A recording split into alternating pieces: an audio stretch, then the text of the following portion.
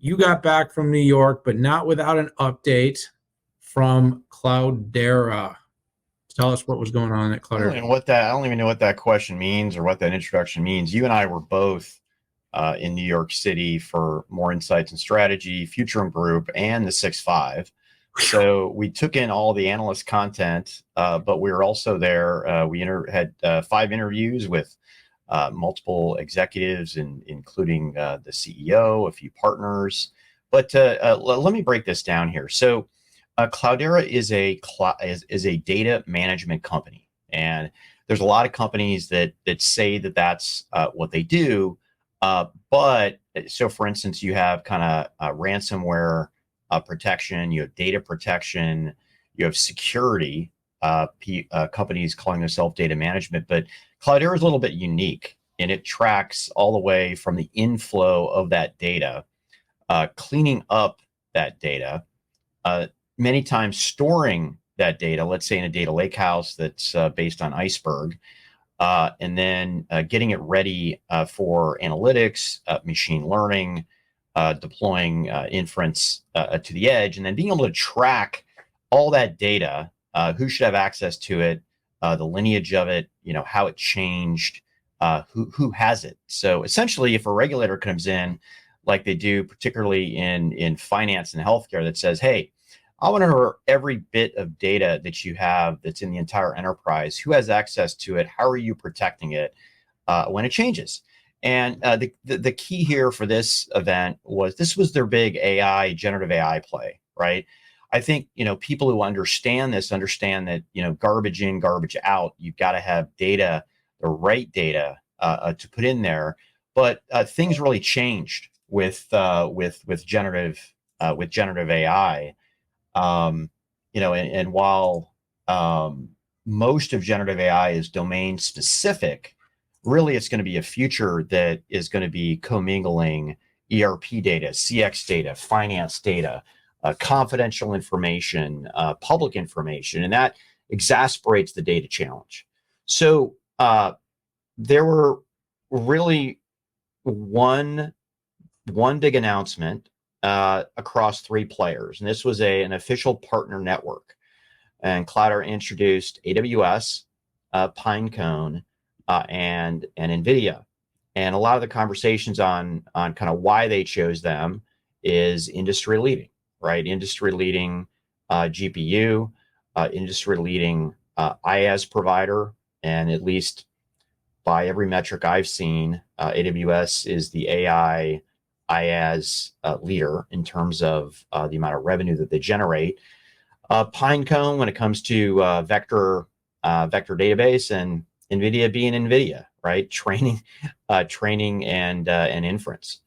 But first and foremost, I hope the takeaway was, and this is not a new takeaway for us, was that if you have a hardcore AI or generative AI, you need a data management platform that spans all of that. And I've been very vocal that it's been a big disappointment from a lot of on-prem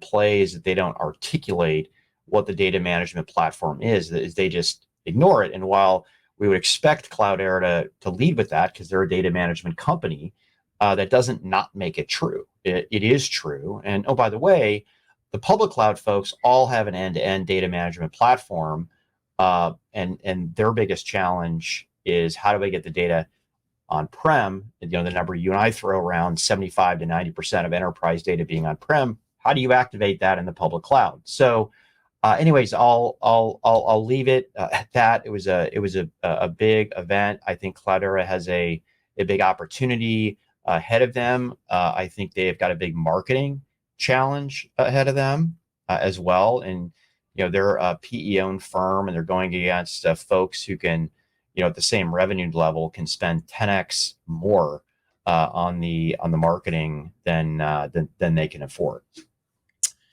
Yeah, I think you hit a lot of the really important points. First of all, it's a new look Cloudera. Starts with the management team. Charles Sansbury, CEO, is bringing in new leaders. If you go to year, it's a very different look feel. The company is making some commitments to get away from its sort of deep engineering, geeky roots that I think have plagued it a bit in terms of adoption. At the same time, the company still benefits of being, a majority stakeholder of data management for 5+ of the largest companies in every major industry, which are using Cloudera. Now, I'll say it here, I'll say it there. They need to show that they can create growth with those customers, meaning it's not just legacy Hadoop. It's these customers are going to use and expand their current spend. So it's land and expand. And then it's new customer acquisition. If Cloudera really is up with the times, which we believe it is, I believe it is, it needs to be able to show its muscle by winning new big customers that say, this is the platform we want to trust our future to. We want to build our company's data future to be able to solve AI, generative AI, analytical AI problems. So I felt that was on display. I saw more customer cases, more partner focus, a little less geek. But at the same time, that developer ecosystem has to be served. So it's a nuanced challenge. My early inclination is to say Charles seems prepared to play the role in that leadership space. And I think in our conversations with him, he seems to be on the right track, saying the right things. Also, it was good to meet Mary Wells, their new CMO. She brings a wealth of experience and seems to buy into a lot of what you and I have been saying the company needs, which is those case studies. It's those reflective large user wins and the ability to articulate those from a value and solution standpoint, not just from the technology. So good event, good to be there, good to see everybody. Sad you're not here with me right now today, sitting side by side with our sunglasses on in the Hawaiian sun. Oh wait, I'm in New York, forget it.